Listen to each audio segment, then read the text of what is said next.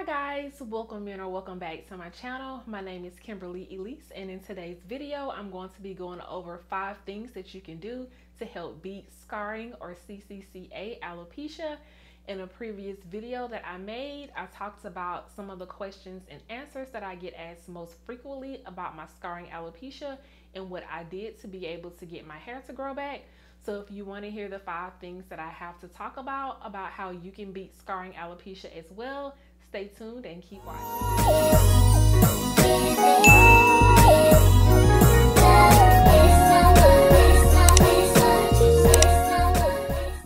Alright guys, so the first thing that I want to talk about that I feel could help you beat scarring alopecia is to see a good doctor and follow those doctor's orders.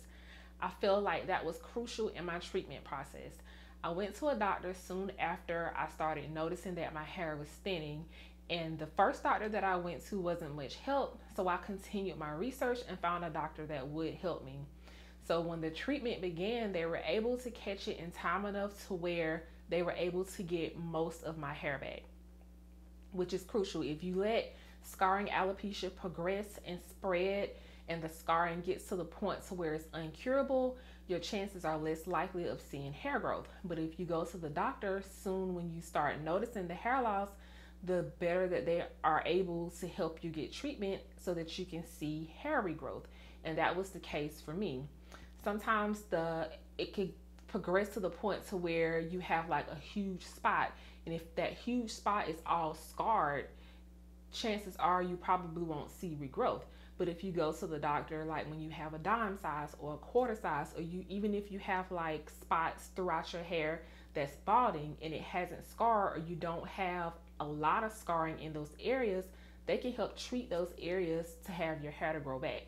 So that will be the first thing that I would say, is to go see a doctor as soon as possible. And if you get a doctor that's telling you that it's scarred, they don't do a biopsy or they don't try to help you, find a doctor that will. Most good doctors, when you're dealing with any type of scarring alopecia, they're going to want to do a biopsy to be able to tell that you have scarring alopecia.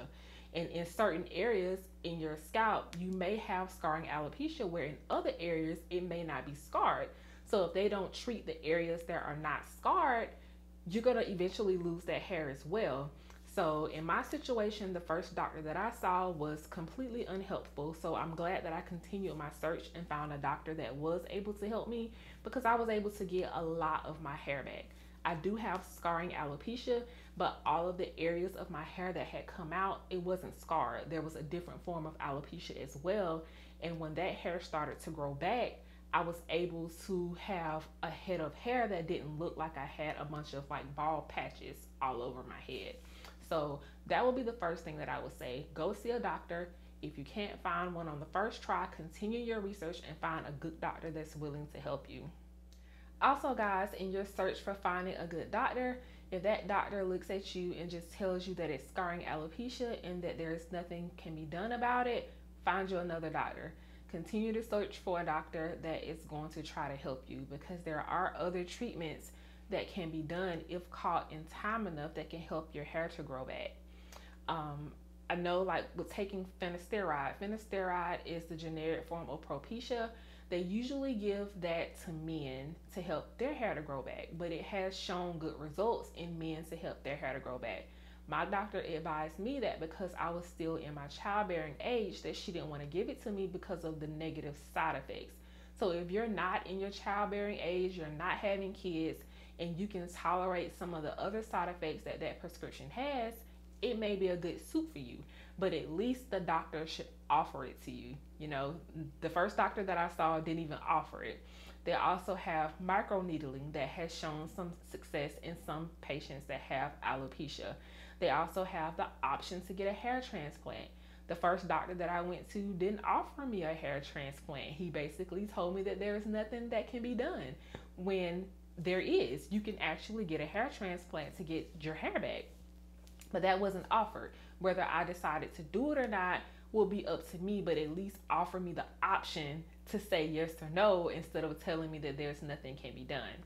Another option is low-level laser therapy. My doctor also offered that as an option. And also another thing that they can do is platelet-rich plasma. So my doctor also offered that. Now the first doctor didn't offer any of this, but the second doctor did tell me that there are treatments that may or may not help. But at least she offered. That made me feel so comfortable with her, because at least she offered to try to help me with these other treatment plans. So when you're looking for a doctor, if they just look at you, don't do a biopsy or anything, find you another doctor. It could be that that particular doctor just doesn't know how to treat patients with hair loss. It could be that they're ignorant to the fact of the treatment plans that they have for different types of hair loss. Second thing that I would say that helped me to beat scarring alopecia is diet. This was one of the things that my doctor went over with me, that I needed to change my diet, because they can give you prescriptions, give you the cortisol shots, and you can use the Rogaine topically, but CCCA alopecia is a autoimmune disorder as well. So, and it also can be caused by inflammation in the body. So if you're eating foods to make that inflammation worse, or if you're not eating the right foods to help your diet, it can continue to progressively get worse, even though you're seeking treatment from a doctor.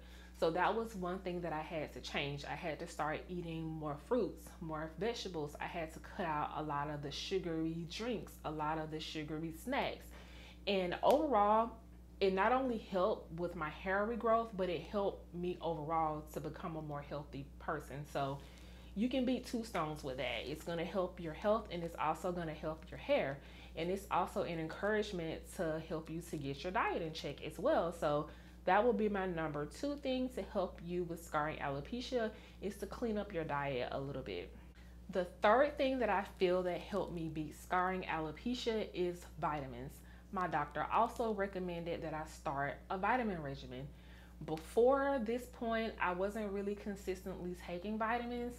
There are vitamins that can help with autoimmune disorders. There are vitamins that can help with inflammation in the body. So that's what I searched for. I started taking turmeric. I also take pumpkin seed oil and saw palmetto. Pumpkin seed oil and saw palmetto helps block some of the DHT that your body lets out that cause your hair to come out. It attacks the hair follicles and causes the hair to fall out. So just by taking those 2 vitamins alone, you may see a difference. I also use pumpkin seed oil topically. That is actually one of my favorite oils to use on my scalp.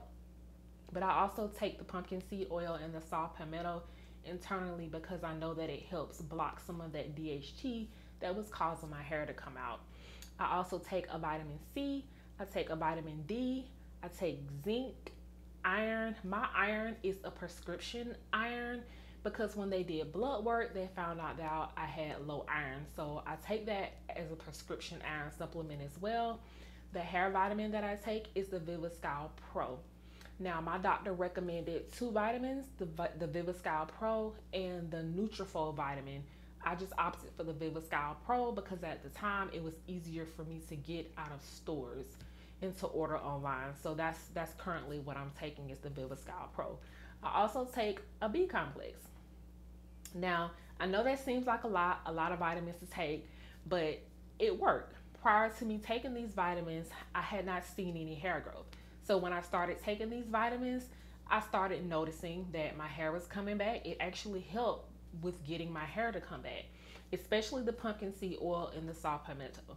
So if you're thinking that, oh, that's a lot of vitamins to take throughout the day, it is, but is it worth your hair coming back? For me, it was well worth it, and I continue to take these vitamins every day. I usually just take them with my breakfast in the morning to get it on out of the way. The fourth thing that I feel like helped me beat the scarring alopecia is having a consistent hair care regimen. Now, the hair that we already have on our head, we need to take care of it so that it'll stay on our heads as well, right? So following a consistent hair care regimen, washing your hair once or twice a week, doing your deep conditions, making sure you're taking care of your scalp is all crucial to helping your hair to grow.